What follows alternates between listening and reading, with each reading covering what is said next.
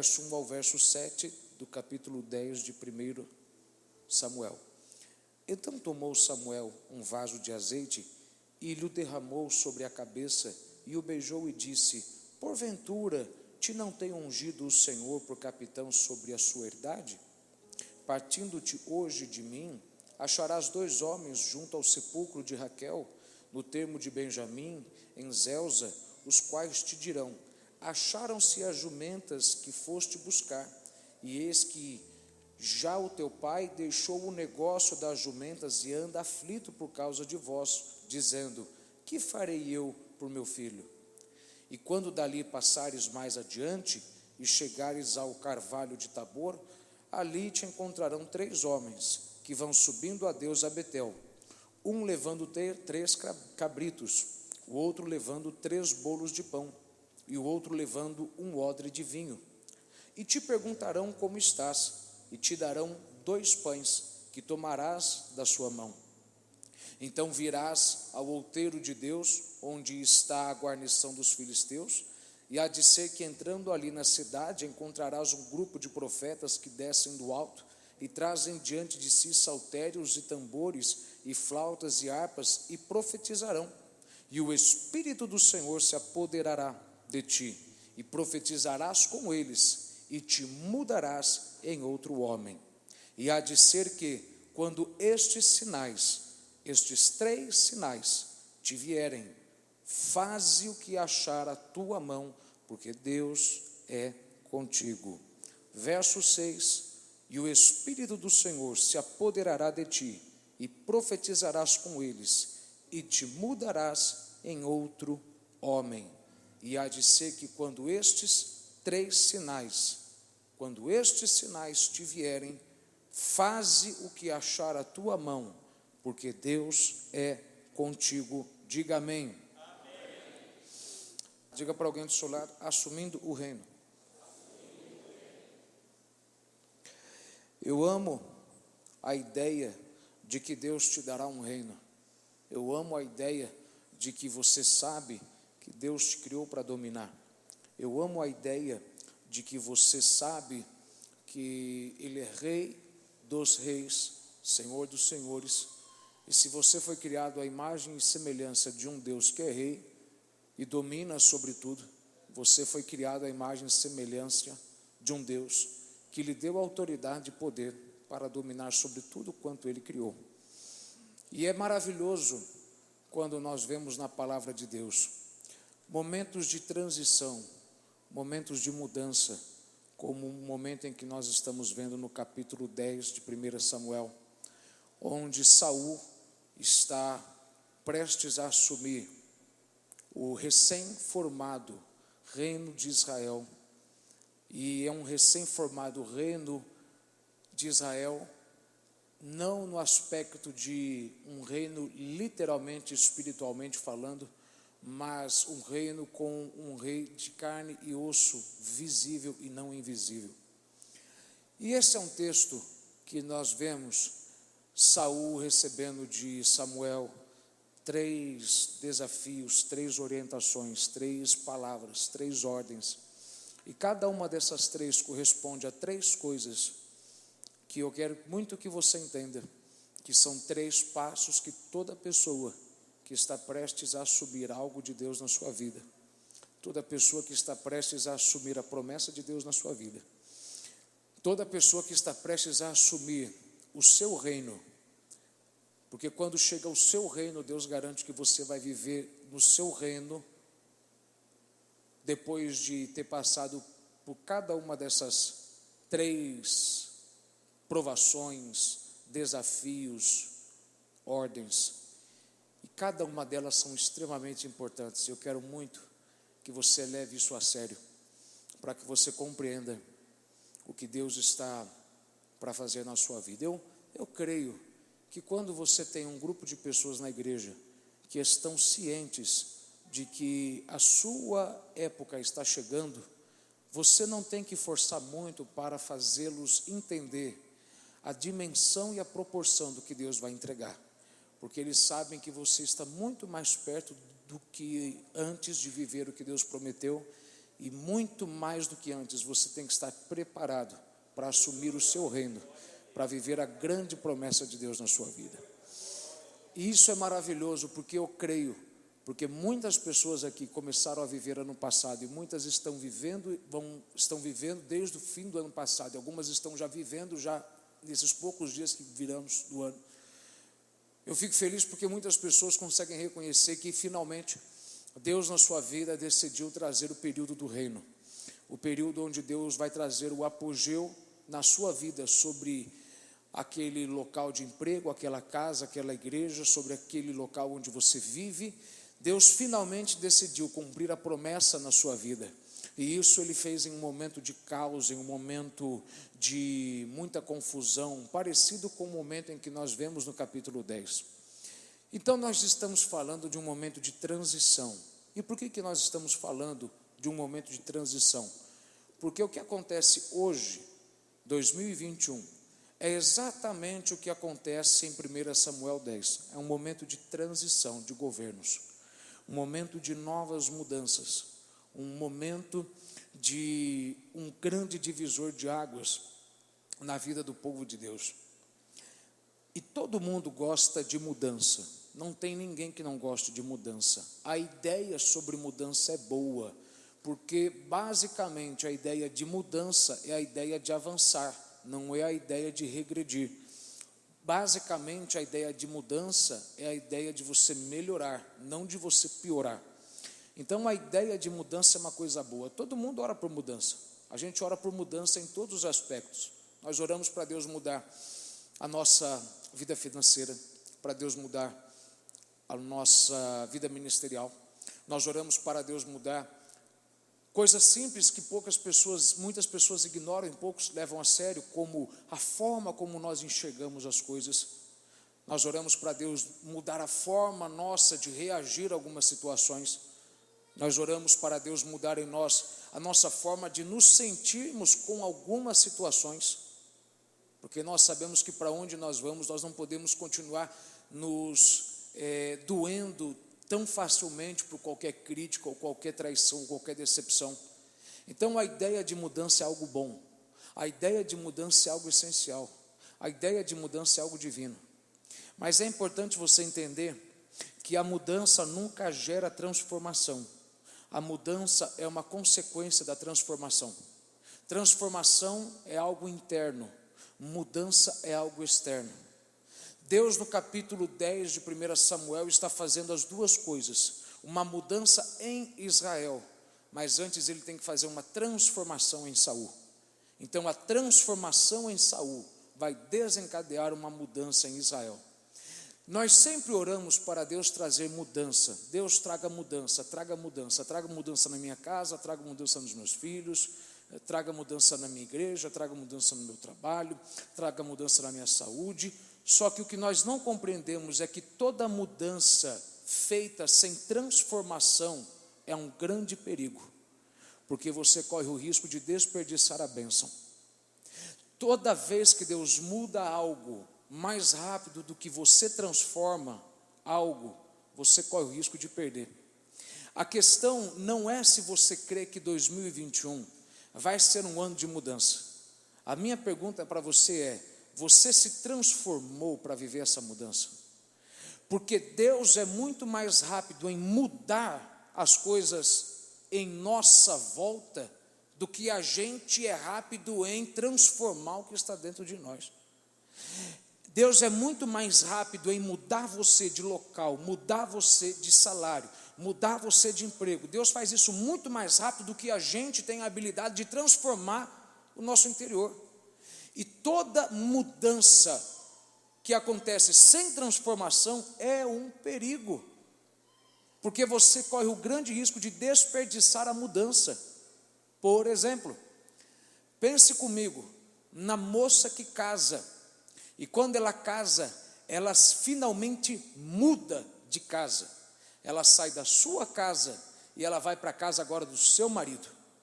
Só que no instante em que ela muda da casa do seu pai, da sua casa, e vai morar na casa do seu marido, se ela não passa por uma transformação, ela vai perder essa mudança. Porque o que acontece com muita gente é que ele casa, se muda, mas no que ele se muda, ele vive uma mudança sem transformação. Então ele vai viver numa casa com um marido, com uma esposa, se comportando como se fosse solteiro ainda. Então ele viveu uma grande mudança física, mas não viveu uma transformação espiritual. E a grande questão não é se você crê que Deus vai mudar. A questão é, quando Deus mudar, você vai estar transformado para a mudança que Ele causar? Então a grande pergunta que eu faço para cada um de vocês, não é se você crê que esse ano Deus vai mudar a sua vida financeira, sua vida espiritual, sua vida ministerial, sua vida profissional, se você crê que Deus vai mudar a sua família, se Deus vai mudar a sua saúde, se Deus vai mudar os seus planos. Eu não tenho dúvida de que Deus vai mudar. A pergunta é, quando Deus mudar, você vai estar transformado ou não? Entra aí uma pergunta que eu lhe faço. Você está vivendo um ano novo, sendo um novo eu, ou sendo quem você sempre foi? Porque é impossível você viver um novo ano sendo a mesma pessoa. O ano sempre será novo se você for novo. Agora, se você está num ano novo sendo velho eu, não é um ano novo. Você apenas tirou e mudou uma folha do calendário. Mudou apenas a data. Porque o ano é novo no instante em que você decide ser uma nova pessoa. Então, hoje, dia 6 de janeiro de 2021, você está num novo ano ou você só mudou a folha do calendário? Em outras palavras, você de fato entendeu que 2020 foi um processo onde Deus estava te transformando para você viver uma mudança, ou você agora quer viver uma mudança esperando que a mudança vai gerar transformação? Esse é o erro em pessoas que casam para serem felizes, porque elas casam fora esperando uma mudança interior, sendo que na verdade você namora feliz, noiva feliz, para depois você casar e tornar outra pessoa feliz. Essa história de que, eu casei com ele porque ele é minha cara metade, isso é conversa de quem não vai ter um casamento muito longo, porque se você casa com alguém que é meio, então você nunca vai saber o que é ser completo. Porque eu não posso querer ter depois da mudança uma transformação. Transformação é algo interno, mudança é algo externo. Nesse capítulo, Deus está trazendo as duas coisas, uma mudança para Israel, de uma teocracia para uma monarquia. Mas antes Deus tem que fazer uma transformação em Saul. Ele não pode mais se ver como filho de Quis, ele tem que se ver como rei de Israel. Então a grande questão não é se o ano mudou, a questão é se você mudou. Porque o ano nunca vai mudar enquanto você não mudar. O ano só muda quando você muda. Se você entrou num novo ano, mas continua o velho eu de 2020, 2019, 2018, você não viveu uma virada de ano. Você só viveu uma virada da página do calendário. Isso é interessante, porque o que nós estamos vivendo hoje é um momento de transição, mudança. Momento de transição e mudança é uma coisa que eu amo falar, porque pouca gente fala, e é exatamente porque pouca gente fala que tanta gente sofre. Porque a gente espera que quando Deus começa, a gente espera que no instante que Deus começar a mudar as coisas vão melhorar. Mas a verdade é que quando Deus começa a mudar as coisas começam aparentemente a piorar. Porque um processo de transição é um processo onde você fica confuso. Tem tanta coisa passando rápido à sua volta que você não está entendendo o que está acontecendo. Você já não está mais no Egito, então você já não conhece mais a comida como você conhecia. Mas também você não está em Canaã, você ainda não tem a promessa que você tanto espera. Você está no deserto. E esse é um momento confuso, porque você não sabe de que pedra que vai vir uma boa água, você não sabe o que você vai comer hoje, se ele vai mandar maná de novo, ou se ele vai mandar outra coisa. Momento de transição é um momento complicado, porque como você está andando, você não está parado, então você não tem nada que é similar, nada que é comum para você, você não tem nada que você saiba, eu conheço isso aqui. O processo da transição é complicado, porque você não sabe onde se apoiar, é aquele momento, aquela fase onde Deus está enviando e tirando pessoas da sua vida e você não sabe com quem contar. Vem e vai pessoas, vem e vai pessoas, vem e vai pessoas, vem e vai pessoas, vem e vai pessoas, e você se sente sozinho, não porque você está sozinho, mas é porque tem tanta gente vindo e indo com tanta rapidez que você não consegue entender quem é quem. E aí é tanta coisa acontecendo, é tanta mudança, e você está num processo de mudança, de transformação, de transição, e esse processo é confuso. E esse é um texto onde o povo de Israel, os filhos de Israel estão confusos, porque eles estão saindo de uma teocracia para uma monarquia. É importante você entender isso. Eles estão saindo de uma teocracia para uma monarquia. Por 400 anos eles viveram escravos no Egito. Viveram 430 anos no Egito, mas escravos 400 anos. Por 400 anos, você sabe disso, eles viveram uma vida tão oprimida no Egito, tão oprimida, que o Egito sugou deles toda a identidade que eles tinham. Eles perderam a noção de quem eles eram. E isso é tão prova de que quando eles foram adorar Deus no deserto, eles construíram um bezerro de ouro, porque um bezerro de ouro era Deus dos egípcios, porque tanto tempo no Egito fez eles mudar a forma como eles viam a Deus. Então o Egito sugou toda a identidade deles. Muito parecido com o que muita gente passou em 2020.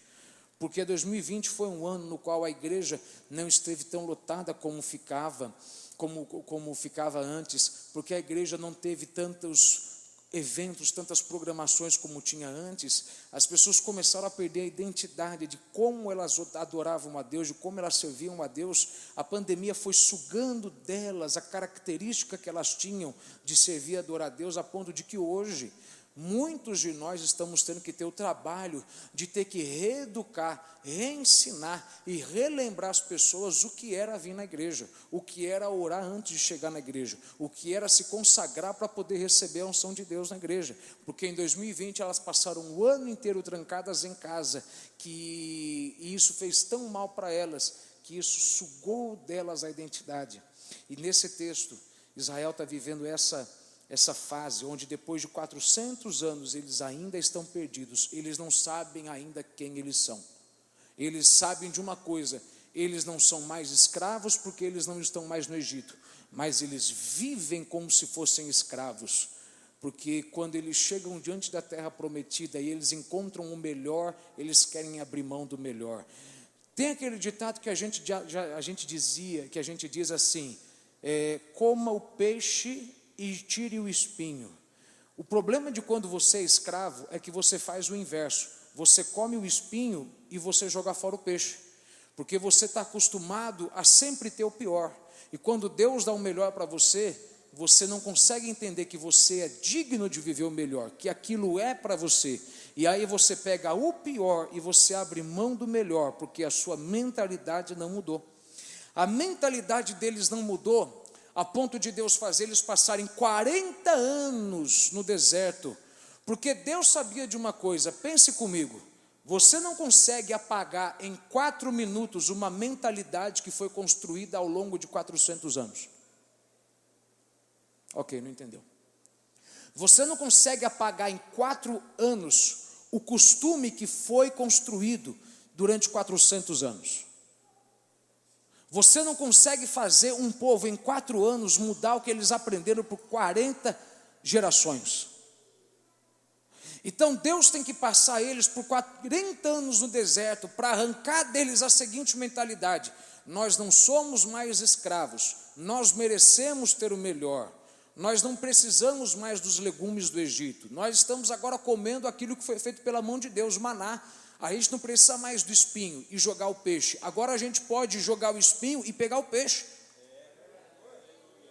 Mas eles não conseguem mudar isso. Irmão, pare e pense nisso. No tanto de pessoas que você já deve ter visto que Deus, quando abençoou, a mentalidade dele não mudou. e ao invés dele comer o peixe, jogar fora o espinho, ele comeu o espinho e jogou fora o peixe. Está numa grande igreja, numa grande empresa, num grande casamento, numa grande casa, vivendo uma grande vida, vivendo como se fosse uma vida medíocre, com comportamentos baixos, uma visão baixa, comendo espinho e jogando fora o peixe. Se eu pudesse, eu ficava aqui por 1 hora tranquilo, mas eu tenho que continuar, porque eu preciso que você compreenda isso. Por 40 anos, então, Deus tem que arrancar a mentalidade deles de que vocês não são mais escravos, vocês são um reino. Vocês são uma nação. Eu criei vocês à minha imagem e semelhança. Eu sou rei soberano. Eu me assento sobre o ciclo da terra e descanso meus pés no chão. E eu descortino as nuvens com a minha mão. Eu sou rei e domino sobre tudo. Minha é a terra e sua plenitude. E dei para vocês o domínio sobre tudo. Então, eu criei vocês para dominar, não para serem dominados. Mas vocês ainda não entenderam que eu tirei vocês do domínio de Faraó para trazer vocês para dominarem sobre o inimigo de vocês. E eu preciso então mudar essa mentalidade de vocês. Veja, o que é um rei? E o que faz uma pessoa ser rei? O que faz alguém ser rei é alguém ter domínio sobre um território, ter domínio sobre algo e poder influenciar aquele local com a sua cultura. Um rei, ele tem poder de impor sobre um território o seu costume, a sua característica, a sua forma de ser. Veja, por isso que Deus tem que dar para Adão domínio sobre toda a criação, porque se Deus criou o homem a sua imagem e semelhança, então Deus criou o homem à imagem e semelhança de um rei. Então Deus tem que dar domínio para a sua criação, para que a sua criação entenda quem que ela é. E o problema é que por 400 anos eles viveram sem dominar, mas sendo dominados, que agora Deus, quando quer mudar a mentalidade deles e fazer eles entenderem que era hora de dominar, eles não conseguiam mudar a mentalidade. E Deus tentou, irmão, de tudo quanto é forma. Deus tentou. Deus levou eles ao Sinai e disse: eu vou dar para vocês os 10 mandamentos, eu vou dar para vocês ordenanças, eu vou dar para vocês juízos, eu vou criar a constituição dessa nação. Eu vou dar para vocês aquilo, o que vai comprovar que vocês agora mudaram, que vocês agora não são mais escravos, que vocês são uma nação. É isso que vocês têm que fazer, é isso que vocês não podem fazer, porque o que define uma pessoa como parte de uma nação ou parte de um povo, não é aquilo que ele particularmente faz, mas é aquilo que ele publicamente, particularmente não faz. Então o que nós não fazemos diz para onde nós vamos e a quem nós pertencemos. E aí Deus dá os mandamentos, Deus dá ordenanças, Deus dá os juízos, Deus dá os sacramentos, Deus dá os ritos, Deus dá as leis. E aí depois que Deus deu tudo isso, mostrando que agora vocês são uma nação, vocês são um reino, e vocês têm que dominar, mesmo depois de tudo isso, a mentalidade deles não mudou. E eles ficaram por 40 anos andando do lado de povos que tinham reis, e depois que eles olharam povos que tinham reis, eles viraram para Deus e disseram: Senhor, nós queremos um rei igual eles têm, porque nós queremos ser o que eles são. E Deus nunca quis que eles tivessem um rei, porque Deus já era rei deles. Deus queria que eles tivessem um rei invisível. Mas quando eles viram que os outros povos tinham reis visíveis, reis de carne e osso, que podiam ser tocados, eles disseram: a grama do vizinho é mais verde. Irmão, cuidado para não achar que a grama do vizinho é mais verde, até você pular o muro e entender que nunca foi grama de verdade, era grama artificial. Deus nunca quis que eles fossem como os outros reinos, mas porque eles viveram depois de 400 anos, 40 anos no meio de reinos, no meio de povos que tinham reis de carne e osso, eles começaram a dizer: quer saber de uma coisa? do jeito que está não está bom não. Senhor, obrigado, o Senhor nos deu juízes, o Senhor nos deu magistrados, pessoas que nos dizem o que nós devemos fazer, mas a gente quer um rei, em outras palavras, a gente não quer o Senhor como rei, porque o Senhor é invisível, a gente quer um rei visível. A gente quer um rei que a gente possa tocar, a gente não pode tocar no Senhor. Eles aqui embaixo podem tocar. A gente quer um rei que fale com a gente cara a cara. O Senhor fala com Moisés, o Senhor fala com os juízes, o Senhor não fala diretamente conosco. E veja, a vontade de Deus não mudou, a vontade de Deus é a mesma até hoje. A vontade de Deus é que nós venhamos viver uma vida teocrática, uma teocracia, onde Deus se assente sobre o trono da nossa vida e Ele traga a ordem direto para nós. Mas eis o problema, eles disseram, nós não queremos o Senhor. Eles rejeitaram Deus como rei deles e pediram um rei humano. E o que Deus fez? Deus disse, ok, não é da minha vontade, mas eu não vou impor a minha vontade sobre a sua a ponto de tirar o teu livre-arbítrio. Vocês querem um rei humano? Tudo bem, eu não vou escolher, vocês vão escolher. E eles escolhem Saul. E Deus chama Samuel e diz, Samuel, está vendo aquele altão, aquele 2 metros, bonitão, cabelos longos, charmoso, imponente, que anda com o peito estufado, que parece um rei? Eles, não fui eu, eles escolheram ele como rei. Eles escolheram ele como rei. O meu intuito era que eu fosse o rei deles, mas eles me rejeitaram. E quando alguém me rejeita, tudo que eu faço é aceitar a rejeição. Porque Deus não vai rejeitar a sua rejeição. Deus vai aceitar a sua rejeição.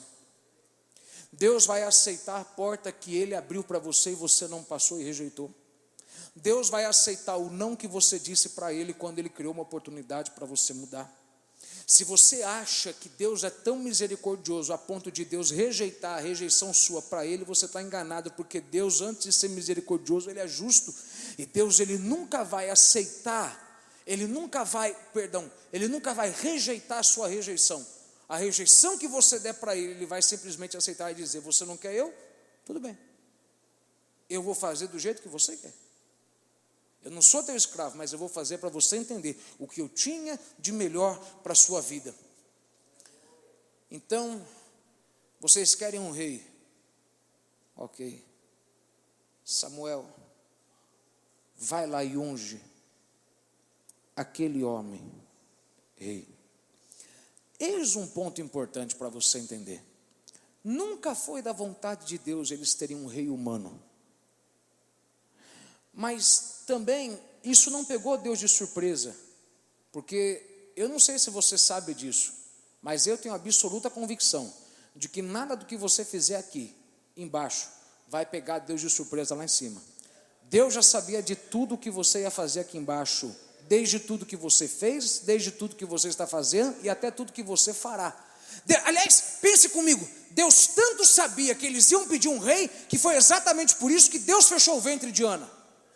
Porque se Deus não fechasse o ventre de Ana, Ana não ia pedir um filho, a ponto dela negociar com Deus, dizer, Senhor, se o Senhor me der um filho, eu vou te devolver o filho, vou entregar ele no teu altar. E exatamente porque Deus sabia que eles iam pedir um rei, que Deus disse, eu vou fechar o ventre de Ana, porque se eles quiserem um rei, um soberano só pode ser soberano se ele receber poder de outro soberano. Então eu tenho que levantar alguém que tenha unção forte o bastante, grande o bastante para poder ungir como rei. Então deixa eu ver, Eli não dá, os filhos de Eli não dá. Então faz o seguinte, você quer um filho? Eu vou fechar o seu ventre para você querer um filho, para mim poder fazer você devolver para mim o seu filho, e aí quando você devolver o seu filho para mim, eu vou criar o meu filho como sacerdote, para que depois esse filho quando for alguém,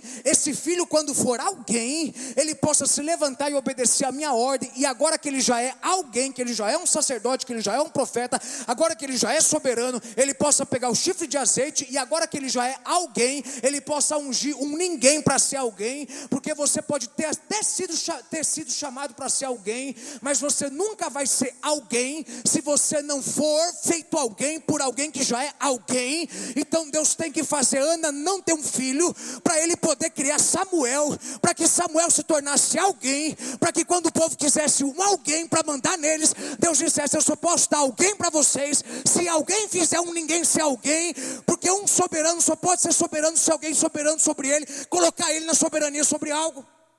E esse é o problema, muita gente quer ser alguém, mas não quer servir um alguém para ser alguém. O que dá raiva, o que dá angústia, é uma mistura de sentimentos na gente. É o tanto de gente que fala: Deus me chamou para ser alguém, Deus me chamou para ser grande, mas ele não sabe que você só pode ser alguém se alguém que já é alguém for usado por Deus para fazer você ser alguém. E uma pergunta que eu te faço é o seguinte: na sua vida, seja na igreja, seja na sua vida profissional, se você for chamado para ser alguém, quem é o alguém que você serve, que está em posição grande o bastante para te transformar em alguém? Ou será que você está vivendo uma vida pensando que você já é alguém, quando na verdade você é um ninguém, porque você não serve alguém que já é alguém para poder fazer você ser alguém? Porque eu não posso querer ser alguém se eu não sirvo alguém que já é alguém. Então Deus tem que criar uma situação muito complexa para fazer um alguém se levantar, para poder dar unção para alguém. E Deus na eternidade dizendo: eu já sabia que ia chegar esse dia, então eu tenho que levantar alguém que seja maior do que Saul, porque um rei não pode ser posto como rei na terra se ele não for posto por alguém maior do que ele. Por essa razão que Napoleão Bonaparte nunca deixou ele ser coroado, ele não aceitou a coroação dele pelo Papa, porque no instante em que o Papa coroava alguém, a Igreja Católica estava acima daquele reinado, mas como ele queria mostrar que ele estava acima de Roma, ele se autonomeia, ele se coroa. Mas eu nunca vi ninguém que se autonomeou, se autoconsagrou, alguém que se autoimpôs, alguém que se autonomeou presidente de algo, dono de algo, alguma coisa importante. Eu nunca vi alguém que se fez rei se manter como rei, porque você só pode se manter se alguém te fizer. Então, a primeira pergunta que eu faço para você em 2021, quem é o alguém que já é alguém que você está servindo, para esse alguém te tornar um alguém?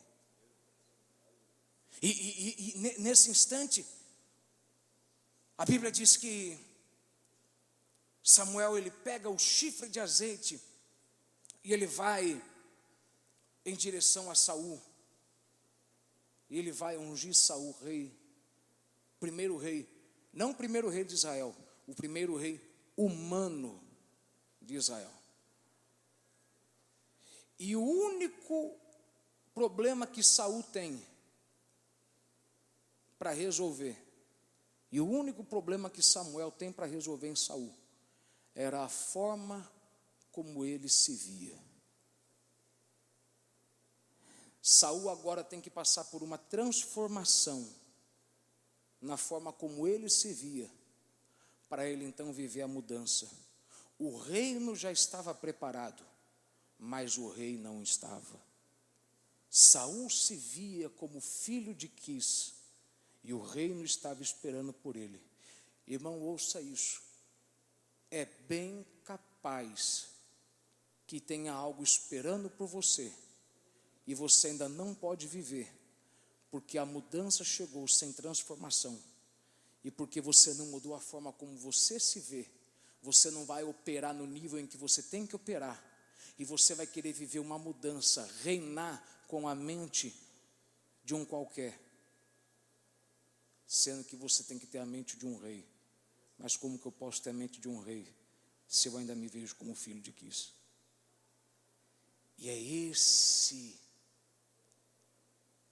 o momento onde eu quero destrinchar com você, o momento onde Deus começa a transformar a forma como Saul se via, não para Deus fazer uma mudança, Deus já tinha feito, mas a mudança chegou antes da transformação. Milhões do lado de fora esperando pelo novo rei, e o rei dentro de casa sem entender quem ele era. Para alguns isso não faz nenhum sentido, mas alguns aqui sabem que tem algo muito grande te esperando, e você ainda não pode ir, não é por conta dos inimigos, mas é porque você ainda não mudou a forma como você se via. E a prova de que você não mudou a forma como você se vê, é que você continua agindo como você agia. E porque você age como continuava agindo antes, porque você continua agindo da mesma forma que agia no ano passado, no ano retrasado, você não conseguiu ter uma transformação, porque novas posições geram novas atitudes, novos patamares geram novas formas de pensar, de agir, e porque você ainda continua reagindo a qualquer cachorro que late para você do outro lado da rua, porque você continua perdendo a cabeça por qualquer repreensão que você toma do seu patrão, porque você continua perdendo a cabeça com qualquer probleminha que aparece para você resolver, porque você continua perdendo a cabeça com qualquer luta que aparece para você ter que resolver e combater, você ainda prova muito mais para mim do que eu já vi, que você ainda não mudou o seu interior para viver a mudança que Deus já decretou o exterior. E é esse o capítulo onde a gente entra. Se eu posso continuar, diga amém bem forte. Antes eu continue, pergunte aí para 10 pessoas do seu lado: irmão, você está preparado para a mudança ou não, irmão? Está preparado para a mudança ou não? Está preparado para a mudança ou não? Veja, entenda isso aqui. No instante em que Samuel vem, eu quero que você entenda isso. Samuel vem carregando o chifre de azeite na sua mão. E enquanto ele unge Saul de um lado, o caos está acontecendo de outro lado. Que caos? A Bíblia vai dizer que caos que é esse. O último verso do último capítulo de Juízes, a Bíblia vai dizer: e naqueles dias não havia rei sobre Israel, e todos faziam o que parecia ser certo perante os seus olhos, o que parecia ser reto aos seus olhos. E vamos parar para entender uma coisa aqui. O que a gente vive hoje, seja na igreja, seja no mundo, o que a gente vive hoje é exatamente o que o povo estava vivendo. A gente vive hoje uma época onde não há rei em Israel. Não estou dizendo que o rei não existe, mas é porque ninguém está querendo aceitar esse rei sentar sobre o trono da vida. E porque a gente não tem um rei assentado sobre Israel, todo mundo está fazendo o que acha que é certo diante dos seus olhos. Vamos parar para ver? Hoje, todo mundo está com a mania de falar o que acha que pode falar. Todo mundo quer fazer o que acha que deve fazer. Todo mundo quer ir onde acha que tem que ir. Hoje, crente, ele chega na igreja quando quer chegar, vem quando quer vir, ele ora quando quiser orar, dizima quando quer dizimar, ele vive uma vida fazendo o que ele acha que é certo. Por quê? Porque isso mostra que não tem um rei sentado sobre esse trono. E isso é complicado, porque toda vez que todo mundo vive fazendo o que é reto perante o seu olho, eu acho que isso é certo, eu acho que aquilo é certo, é complicado porque a gente vive um caos, e é um caos que a gente vive na igreja. É um caos. Hoje a pessoa obedece se ela acha que for conveniente. Hoje a pessoa, ela oferta e dizima a Deus se ela acha que vale a pena. Hoje ela só vive uma vida de integridade na presença de Deus se ela acha que vai ter recompensa, se ela não faz isso por noção de que ela tem um rei na sua vida. Não tem um rei. E hoje, o tempo que nós vivemos é um tempo desse. Um tempo onde não tem rei sobre Israel, onde todo mundo faz o que der na telha, todo mundo age como quer agir.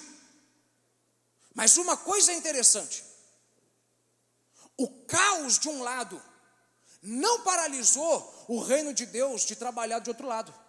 Porque enquanto Saul está aqui sendo ungido por Samuel, o caos está acontecendo do outro lado. E enquanto o caos acontece do outro lado, Deus continua operando o reino dele aqui.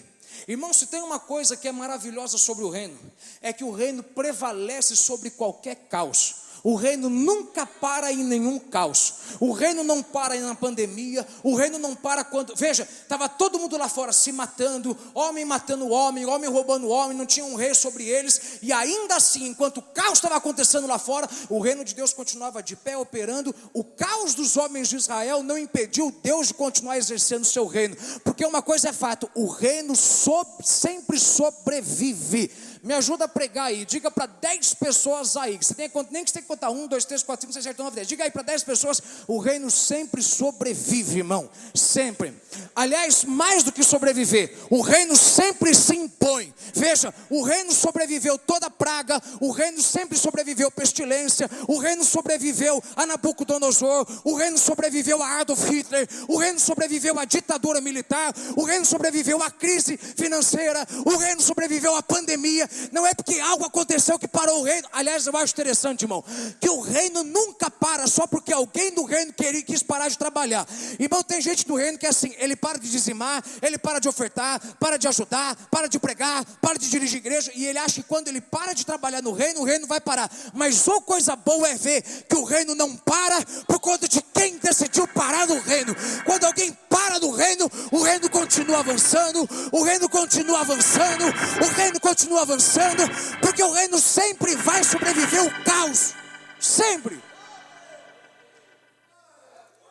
Ah, eu vou parar de dizimar, quero ver como é que o senhor vai pagar o aluguel dessa igreja. Meu irmão, o reino não vai parar porque alguém dentro do reino quis parar.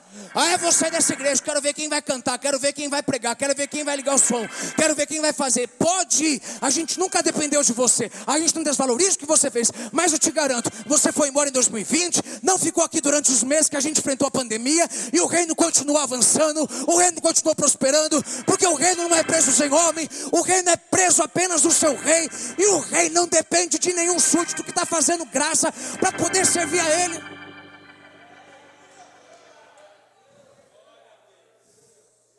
O caos está acontecendo de um lado.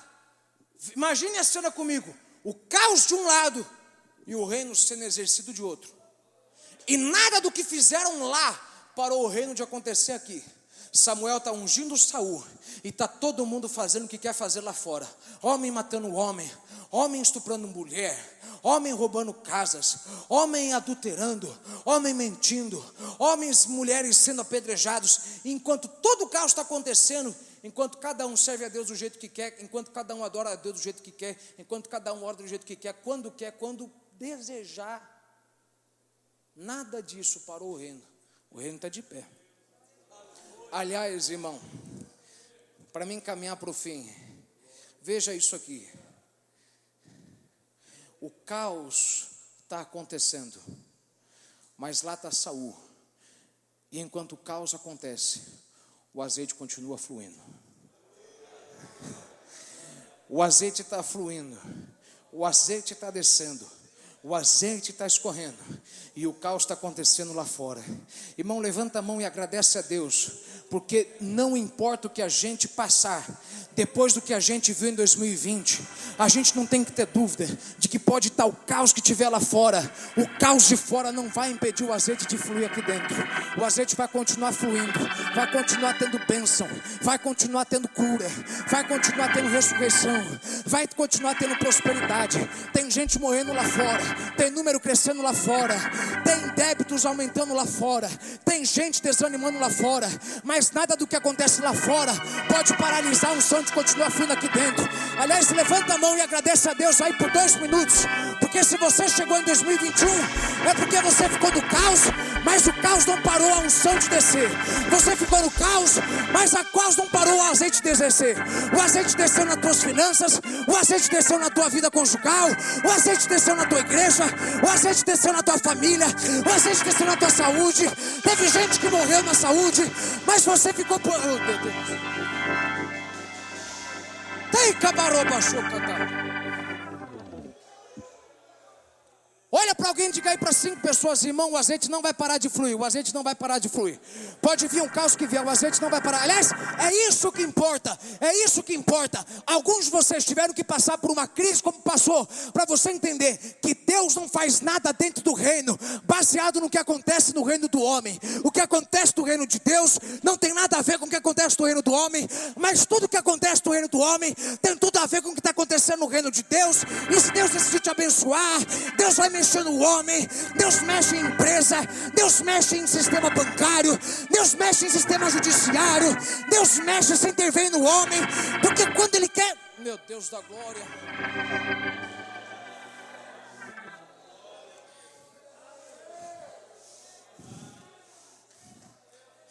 E lá está Samuel sendo ungido de um lado, o caos acontecendo de outro lado, ele continua fluindo.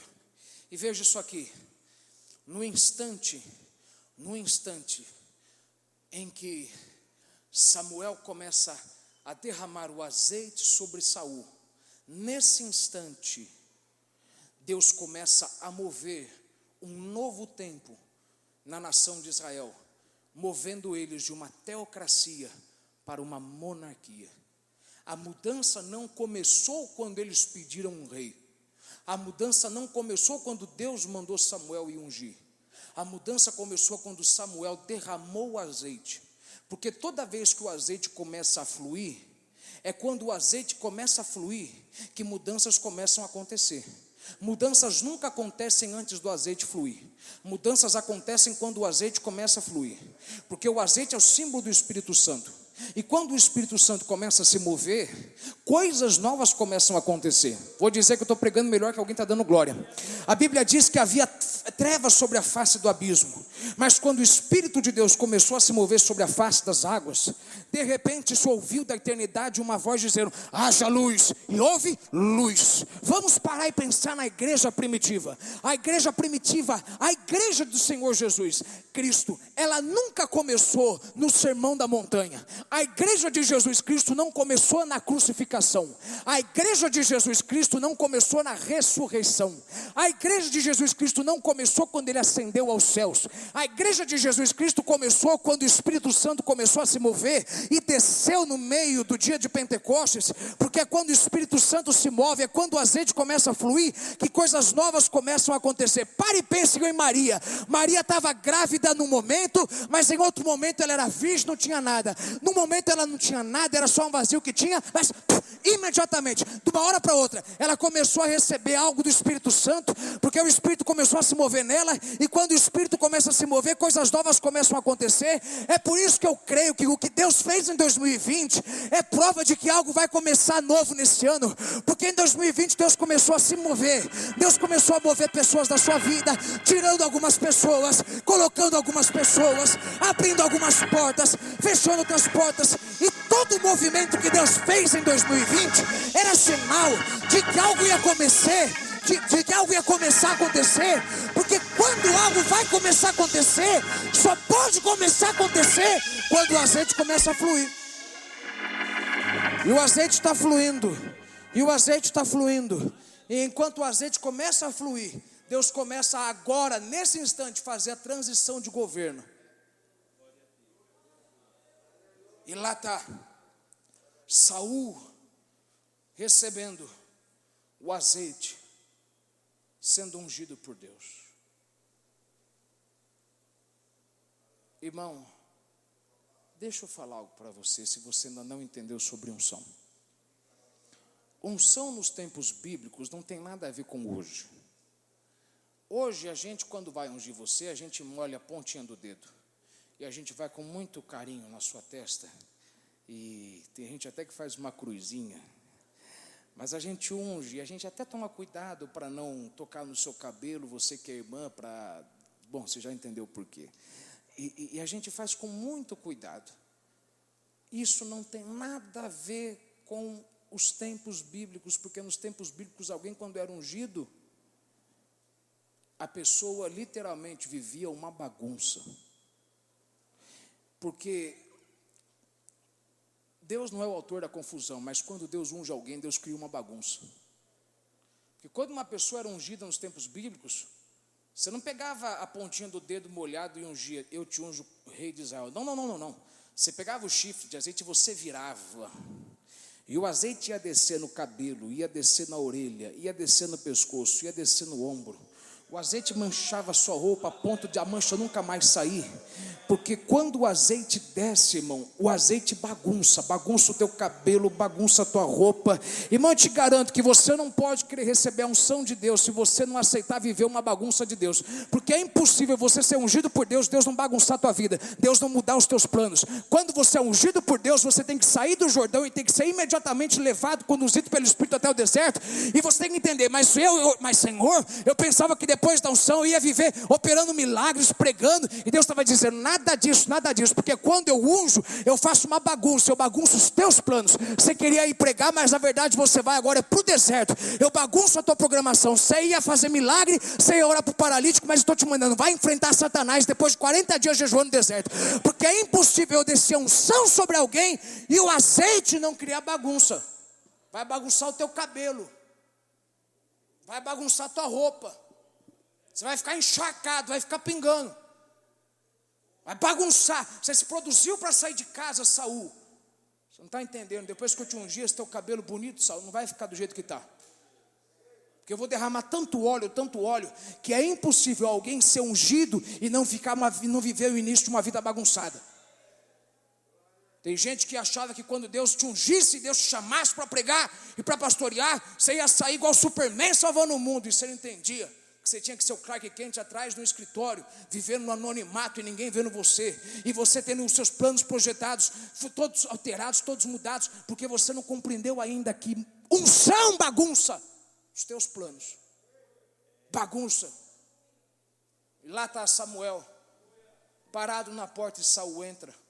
Seus lindos cabelos longos, ele dobra o joelho. E se eu fosse Samuel, eu ia dizer, bonitão, penteou, escovou, fez chapinha, alisamento no cabelo hoje à toa. Vai ficar tudo bagunçado. Porque Deus nunca pode ungir alguém e a unção transformar logo as pessoas. Primeiro a unção tem que transformar você. Então, primeira coisa que eu vou mudar é como você está parecendo. Esse teu cabelo está tudo no lugar. Espera até eu derramar todo esse azeite que tem aqui. Você vai ver se esse cabelo vai ficar no lugar. Essa roupinha tua está bonitinha, passadinha. Tua casa está em dia, tuas finanças estão em dia. Ih, fique em paz. Quando eu decidir derramar o que eu tenho que derramar, primeiro eu vou mudar em você. Porque se eu não mudar você, depois você não pode pegar o que eu te dei para mudar os outros. Aliás, eis a questão, veja, eis a questão. A questão de unção é que unção não é água, unção é azeite. Se fosse água, tudo bem, daqui a pouquinho você ia se secar, não ia nem aparecer mais que estava molhado. Mas azeite é o seguinte, quando você derruba azeite, meu irmão, você pode fazer o que quiser. Se você derrama azeite no teu cabelo, você pode lavar o cabelo. Ainda vai ter sinal de que passou azeite por ali. É igual roupa, se você mancha a tua roupa com azeite, com óleo, irmão, você pode mandar para a lavanderia, você pode mandar para o que quiser, para o tintureiro, ainda vai ficar a marca lá. Porque uma coisa é fato, quem tem unção, a marca nunca sai dele. Quem tem a unção, a marca nunca sai dele. Veja, eu vou te dizer uma coisa que você não vai entender, mas alguém vai entender aqui. A prova pela qual você não morreu em 2020 é porque quando o vírus quis pegar você, a marca da unção falou mais alto e disse, não, isso aí é propriedade de Deus. Isso aí tem a marca, está manchado, olha a mancha de unção. Olha a mancha. Tá bom. Bom, eu não sei se vocês vão entender, mas eu vou falar. Irmão, quando você foi ungido por Deus, você pode ir para o mundo, você pode ir para um motel, você pode ir para a balada, a marca nunca vai sair. Eu não estou falando que o fluir vai acontecer, eu estou falando que a marca nunca vai sair. Você vai estar lá bebendo, enchendo a cara, fumando, cheirando, fazendo o que quiser, se prostituindo. Ainda vai ter algo em você que vai mostrar que você não pertence ali. Seja o teu jeito de falar, vira e volta você fala, graças a Deus. Vira e volta às vezes você dá um glória a Deus, vira e volta às vezes você dá um aleluia. Porque Deus garante que uma vez que Ele te unge, a marca vai ficar e nunca vai sair. Porque a marca tem que dizer, você sabe quem você é, você lembra que você é propriedade de Deus. É por isso que quando você estava lá fora desviado, depois que você saiu na igreja naquela confusão, você foi e fez tudo que não deveria. E mesmo assim nada de ruim aconteceu com você, nada te pegou a ponto de tirar a sua vida, porque a marca da unção ainda estava falando mais alto. Enquanto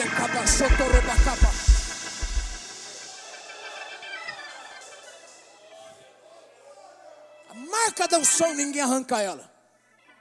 Alguns de vocês aqui, você se desviou da igreja e você não morreu lá, porque você sabe que você saiu, mas a marca não saiu. Porque o óleo, o azeite, uma vez que você mancha a roupa com ele, nunca mais sai. Eu perdi a conta de quantas gravatas eu joguei fora, porque eu não ia dar coisa ruim para ninguém, porque eu não dou coisa ruim para ninguém, porque manchou de azeite e de óleo. E uma vez que o óleo desce, a unção desce, não tem nada que arranca a marca. Por isso que vira e volta, o diabo quer arrebentar com você, mas quando ele te olha, ele tem que bater em retirada, porque está lá uma marca estampada dizendo: propriedade do Senhor Deus de Israel, propriedade do Rei dos Reis, Senhor dos Senhores, propriedade comprada, propriedade ocupada.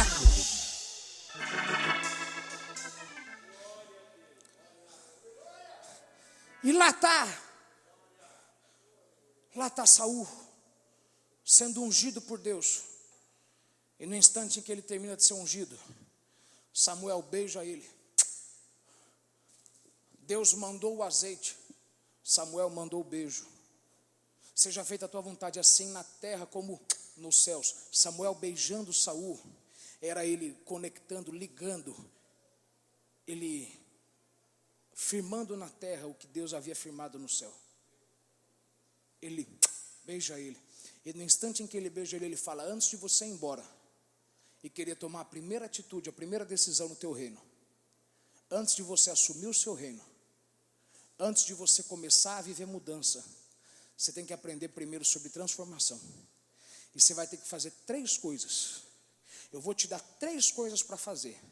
Essas 3 coisas vão te ensinar como que você deve operar no reino que você vai assumir.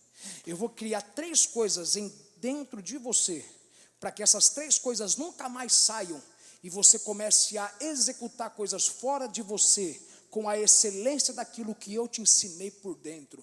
Primeira coisa, sai daqui,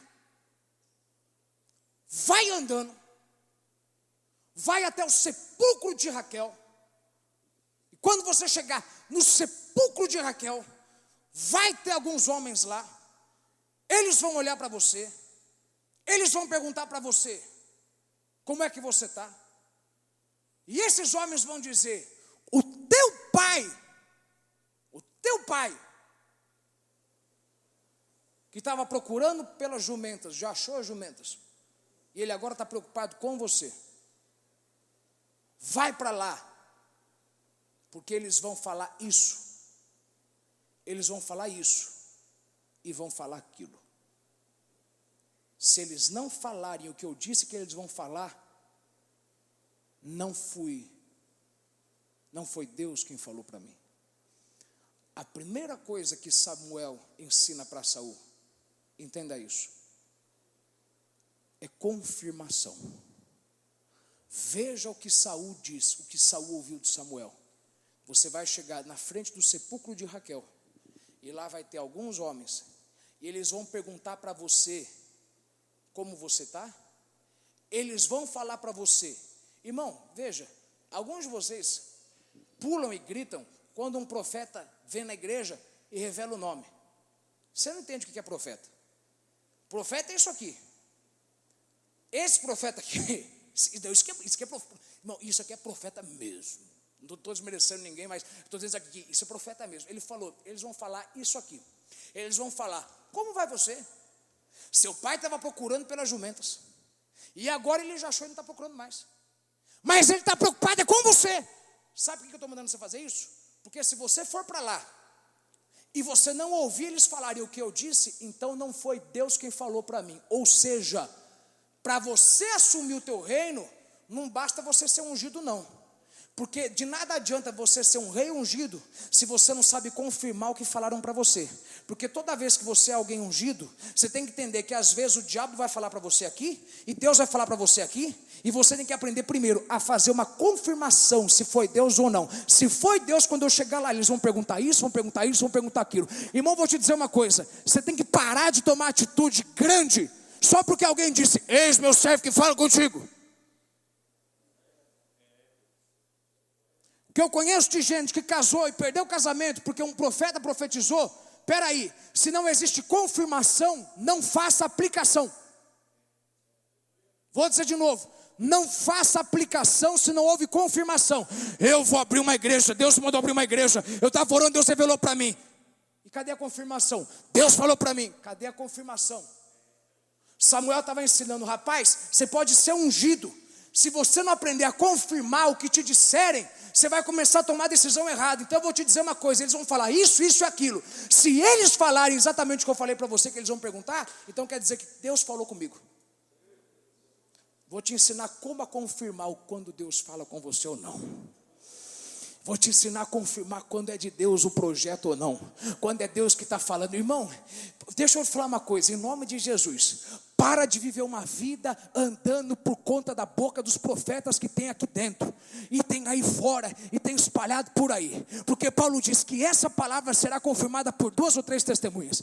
Eu creio que se um profeta falou algo para você, primeiro Deus falou no teu coração e ele confirmou. Ou então se ele falar para você hoje, depois Deus vai falar no teu coração, e depois Deus vai confirmar por alguém. Mas eu não consigo crer no tanto de gente que já deveria ter aprendido a confirmar a palavra de Deus, e ela sai aplicando a palavra de Deus e executando toda a palavra, porque ele acha que é de Deus, mas não confirmou. Então a primeira coisa para você assumir o seu reino e você viver a mudança, aprenda o que é confirmação. Aprenda a confirmar. Olha para alguém e diga assim: irmão, você tem que aprender a confirmar o que é Deus, irmão. Você tem que aprender o que é confirmar o que é Deus.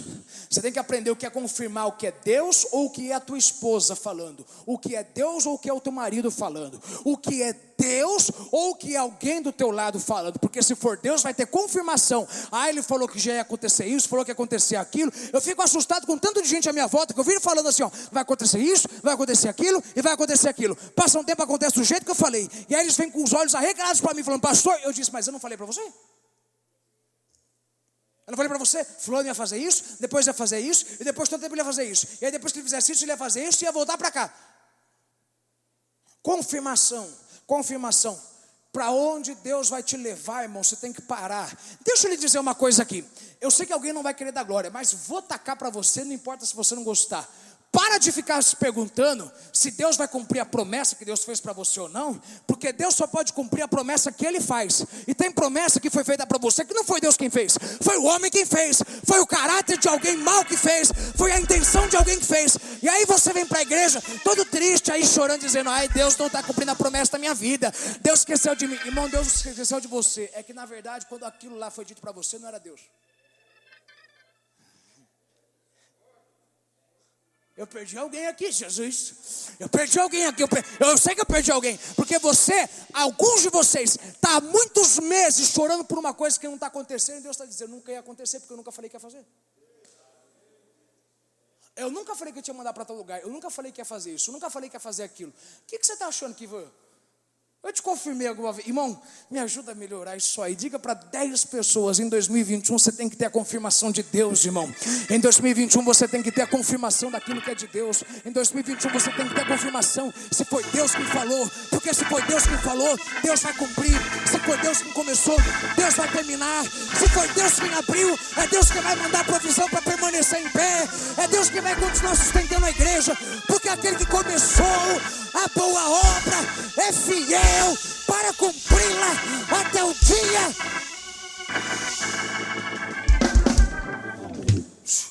Segunda coisa, aliás, antes de eu ir, diga para alguém do seu lado: confirmação, irmão.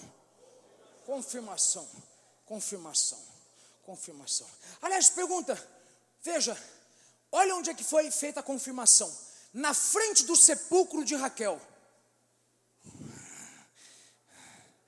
Quem que era Raquel? Você vai lembrar quem que era Raquel. Raquel, mulher de Jacó, que no caminho de Efratá entrou em trabalho de parto. Quando ela entrou em trabalho de parto, a sua bolsa, a bolsa d'água estourou. Ela começou a sentir tantas dores, que a sua saúde foi se esvaindo. O fôlego de vida foi se esvaindo. E ela começou a vagarosamente, perdendo a sua força, quase morrendo. Antes dela dar o último suspiro e morrer, ela pega o filho que acabou de nascer no colo e ela chama Benoni, filho da minha dor. Em outras palavras, eu sei que eu vou morrer, mas isso aqui não me trouxe alegria, só me trouxe dor. Tudo que eu passei só me trouxe dor, isso aqui me trouxe tanta dor, que isso aqui está custando a minha vida. Eu quis ter esse filho, mas a forma como ele veio me custou caro. Ela deu o último suspiro, morreu. Quando ela morre, Jacó pega no colo e diz: Benoni não, Benoni não, Benoni não, porque cada Cada um tem uma visão diferente sobre o momento que está passando. Tem gente que 2020 é morte, tem gente que 2020 é vida. Você não entendeu? Tem gente que 2020, segura só um pouquinho. Tem gente que 2020 era caos de, era caso para poder, ai meu Deus, me socorre, Deus tem misericórdia. E tinha gente que não tinha que ver fazer nada disso. Ele só devia dizer, Senhor, obrigado, porque o Senhor está me sustentando. E aí Jacó chama de Benjamim. Benoni não, Benjamim. Benjamim, filho da minha força, filho da minha mão direita. Veja, o que Jacó disse a respeito do seu filho, Jacó chamou ele de Benjamim, filho da minha mão direita, da minha autoridade, da minha força. O que ele disse a respeito do seu filho foi profético, porque de Benjamim viriam autoridades e soberanos de Israel. Saul, aquele que havia acabado de ser ungido rei de Israel, primeiro rei físico de Israel, ele nada mais era do que descendente de Benjamim. E eu vou te dizer o porquê que eu penso que Samuel, uma das razões pela qual Samuel manda Saul agora quanto rei, e na frente do sepulcro de Raquel, a sua matriarca, porque eu penso que ele tinha que passar lá para mostrar para ela, eu sei que doeu, eu sei que foi difícil, mas Benoni não, olha só o que a sua dor causou. Você não gerou morte, você não gerou dor, você estava gerando, era um rei, você não estava gerando perda, você estava gerando era vitória, você estava gerando era bênção. Valeu a pena tudo que você passou. Que valeu a pena. Eu vou dizer que eu estou pregando melhor que alguém está dando glória. Vai lá para quem ficou sofrendo dores de parto e morreu, e mostra assim, Benoni não. Olha aqui, o que o teu Benjamim gerou. Olha o rei que saiu de você. Eu sei que foram dores, eu sei que foi muita opressão, foi muita angústia, mas olha para mim e você verá, valeu a pena, valeu cada lágrima, valeu cada noite, valeu cada dor. Chega uma fase em que Deus não começa a te abençoar. Primeiro Deus começa a te confirmar. Está vendo porque você passou por aquilo? Você passou por aquilo porque você ia se tornar isso. Vou dizer até de alguém da glória aqui. Você está vendo por que você chorou aquilo? Você está vendo porque você passou? Veja, teve gente que falava, eu estou querendo começar logo 2021. Eu não aguento mais 2020. Espera aí, irmão, você só poderia ter 2021 se você passasse por um 2020. Como é que você quer reclamar de uma coisa que era preciso você passar para você ter o que você queria? Vai lá e mostra que valeu a pena. Pega a mão de alguém aí, diga para essa pessoa, irmão, Deus vai te mostrar em 2021 que valeu a pena, irmão. Vou dizer até alguém dar uma glória mais alto. Diga para alguém, Deus vai te mostrar em 2021 que todo o sacrifício de 2020, que toda lágrima de 2020, todo esforço de 2020. Diga para alguém, Raquel, Deus vai te mostrar em 2021 que toda dor de 2020 valeu a pena. Você vai ver o rei que vai sair de você. Ver o rei que vai sair de você. Em outras palavras, você vai ver que havia razão para aquela situação. Saul vindo diante do sepulcro de Raquel, era Saul mostrando que a razão gerou uma boa situação. Eu sou fruto, esse rei é fruto das dores que você teve. Então a primeira coisa que você tem que entender é que você nunca pode assumir o seu reino se você não tiver uma confirmação e entender que tudo cooperou para o seu bem. Aquilo me levou a isso, e isso veio através daquilo. Raquel, Benoni não. Veja o rei que saiu de você.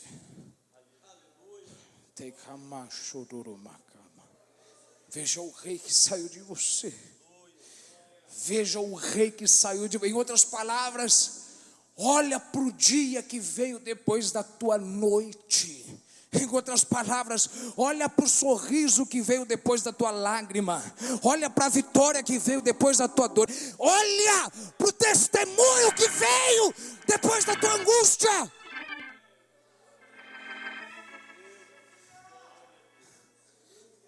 Primeira coisa, confirmação. Segunda coisa, Samuel disse: quando você terminar de passar pelo sepulcro de Raquel, vai andando em frente. Você vai ver alguns homens indo em direção a Betel. Três vão estar indo para lá. Um vai estar levando 3 cabritos. O outro vai estar levando 3 bolos de pães. O outro vai estar levando um odre de vinho. Quando você vê esses 3 homens indo para Betel, eles vão te perguntar: como você vai? E um deles vai te dar, não é 3 pães, ele carrega 3, mas um deles vai te dar 2. Veja, isso aqui é importante você entender. Porque os 3 cabritos, os 3 bolos de pães e o odre de vinho, nada mais eram do que ofertas para Deus. Ofertas consagradas para Deus.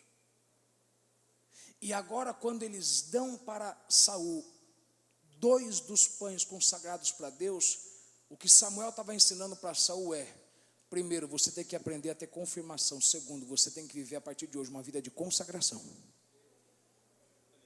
Você vai participar daquilo que foi dedicado e consagrado para Deus. Você vai ter intimidade com Deus.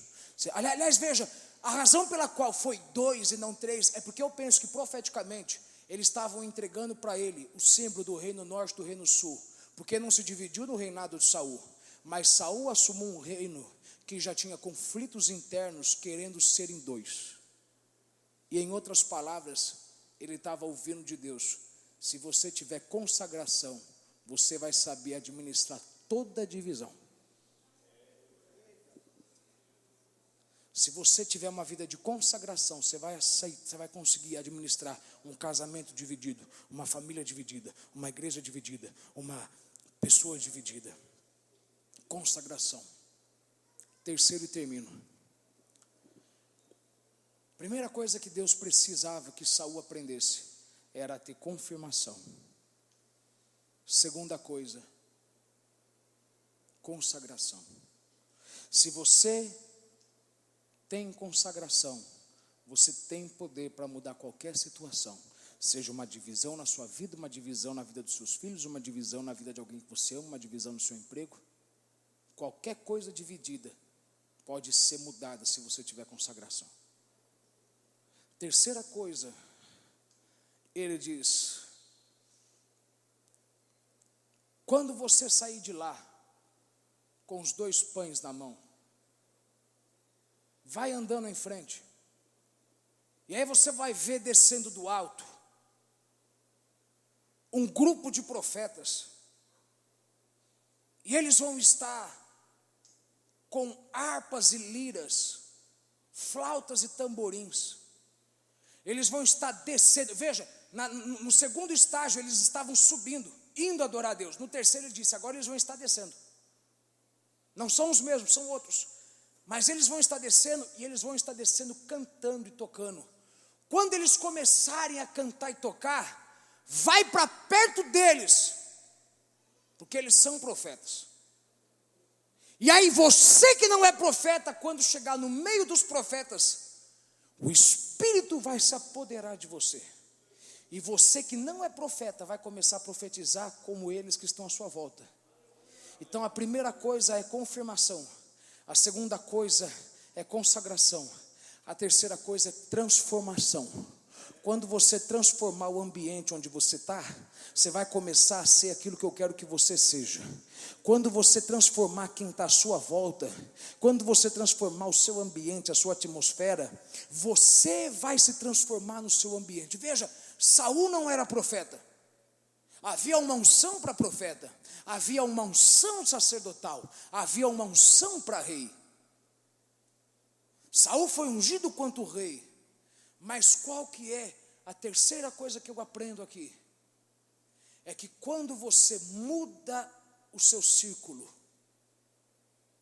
a Bíblia disse: quando você se aproximar deles e você começar a profetizar, depois que o Espírito se apoderar de você, olha o que Samuel disse. Deus te diz, naquele instante, quando você terminar o terceiro passo, quando você for transformado, você será um outro homem.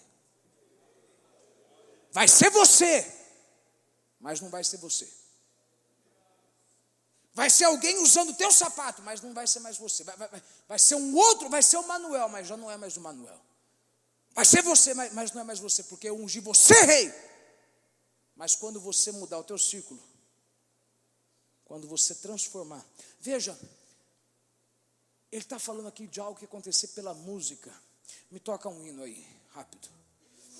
Porque você tem que entender sobre a atmosfera, você tem que compreender sobre o ambiente que você cria.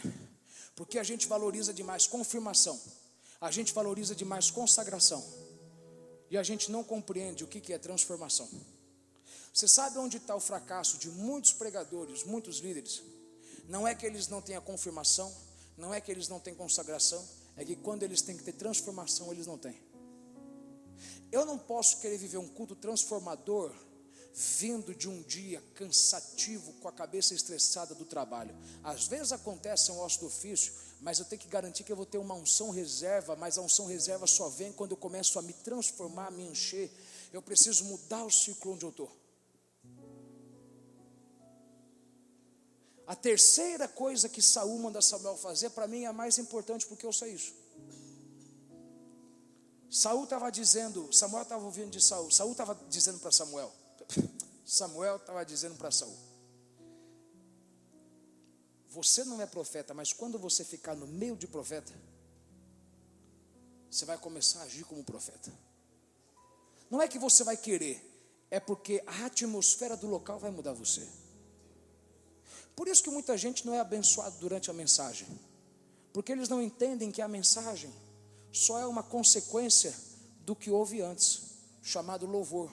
Então a gente prepara primeiro o círculo, para depois a gente vir para o meio da roda, que a gente começar a receber uma transformação dentro daquilo que a gente ficou do meio. É isso onde muitos pastores falham. Eles valorizam tudo, menos o louvor antes da palavra. Você valoriza tudo, menos o louvor na sua própria casa. Você pode orar demais lá, enquanto você não começar a fazer música lá, você não vai ter algo para mudar o meio onde você está. Tem gente que ora que uma beleza, tem confirmação de Deus, ele nunca louvou a Deus com seus lábios fora da igreja. Por isso que você prega sem poder, por isso que você prega uma grande revelação, mas não tem poder na mensagem. Porque você quer transformar uma coisa sem estar transformado. Saul ouviu de Samuel a seguinte palavra, e eu termino exatamente agora. Quando você fizer isso, aí então você será feito um outro homem. Vá para o meio de profetas, vá para o meio de quem vê melhor do que você vê. Vá para o meio de quem ouve melhor do que você ouve. Vai para o meio de alguém que fala melhor do que você fala. Eu vou dizer algo aqui para alguém, é para alguém essa palavra. Levanta a mão. Deus já está te chamando a atenção faz tempo e você tem ignorado isso. Você ainda não se transformou no que Deus quer que você seja, porque você ainda não mudou com quem você anda, com quem você fala, quem te alimenta. Eu sei que você continua indo na mesma igreja, você continua ouvindo o mesmo pastor, mas não é a mesma coisa quando é no teu trabalho, não é a mesma coisa em casa. Você ouve a mesma palavra que todo mundo na igreja, mas em casa você ouve outra coisa, no trabalho você se alimenta de outra coisa, e enquanto você não mudar o teu ciclo, você nunca vai mudar o que tem que ser mudado. Como é que eu quero ser uma pessoa próspera ouvindo gente falida e pobre? Como é que eu quero ser alguém abençoado andando com a gente que está vivendo maldição? Como é que eu quero começar um reino se eu estou andando do lado de quem não tem mais visão que eu? Vai para o meio de profeta. Veja, para você que é muito carnal e não está entendendo o que eu estou falando, vou melhorar para você. Vai para o meio de quem faz melhor do que você faz. 2021, você tem que parar de andar com tanta gente que é igual a você. O Espírito não se apodera de quem é ungido rei, do lado de quem é ungido rei. O Espírito se apoderou de quem foi ungido rei, foi para o meio do profeta, de quem via melhor do que ele via, ouvia melhor do que ele ouvia, sentia melhor do que ele sentia. E ouça isso, e eu termino agora. A palavra de Deus foi: quando você se transformar, quando você começar a profetizar como eles profetizarem, vai reto. Quando você for reto, você vai ver um grupo de homens de Deus, profetas descendo. Eles vão estar cantando e tocando louvores a Deus. Quando eles começarem a cantar e louvar, vai para o meio deles, começa a cantar com eles. E aí o Espírito vai se apoderar de você. Não é você que vai querer, não. Você vai sentir ele se apoderando de você. E eles vão estar cantando e vão estar louvando. Me dá minha música. Quando eles estiverem cantando e louvando, me faz uma música mais bonita. Você vai começar a falar como eles falam, a profetizar como eles profetizam. E entenda, é exatamente nesse instante onde você vai ser o outro homem. E tudo que vier à sua mão daí para frente, pode fazer, porque Deus é contigo. Deus é contigo. Deus é contigo.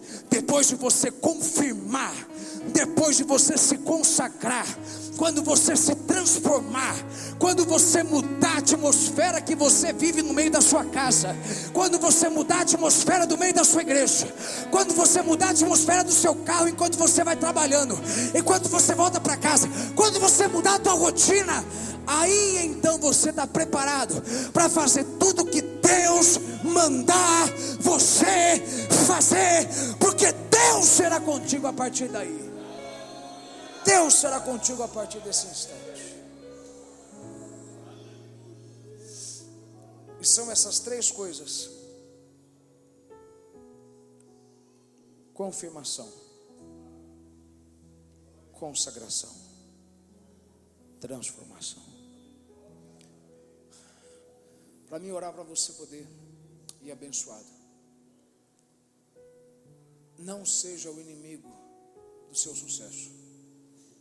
Em nome de Jesus. Alguns de vocês tiveram que passar por uma pandemia para entender que se você fica andando do lado de gente que tem medo de vírus e vive falando coisa de medo de vírus e vive com medo de morrer, o medo dele ia passar para você e você ia parar de fazer o que estava fazendo. Você teve que entender que se você não desligasse a TV, não parasse de ouvir algumas pessoas, você não ia ter paz para continuar vivendo em 2020. É a mesma coisa que vai ser em 2021. Deus tem algo grande para você e você está andando com gente que é menor do que você. Vai para o meio de profeta. Vai para o meio de quem faz melhor do que você. Eu sei para onde você quer ir, olhando com quem convive do seu lado. Eu sei aonde você quer chegar, olhando para quem você tem ouvido. Eu sei aonde você quer ir, olhando para quem você colocou sentado na sua mesa. Se você me dá o teu telefone e eu ver com quem você conversa, eu sei para onde você está indo. Porque quando você muda o seu ciclo, Saul nunca imaginava que ele podia profetizar, mas quando ele entrou na roda certa, ele começou a profetizar. Irmão, você não sabe o que você é capaz de fazer se você estivesse no meio das pessoas certas. Por isso que vira e volta, Deus tem que tirar alguém de uma igreja e mandar para outra. Deus tem que mandar alguém de um trabalho para outro, de uma cidade para outra. Porque existe algo muito grande em você, preso, e só vai ser liberado quando você for para algo maior do que você. Fiquem em pé em nome de Jesus.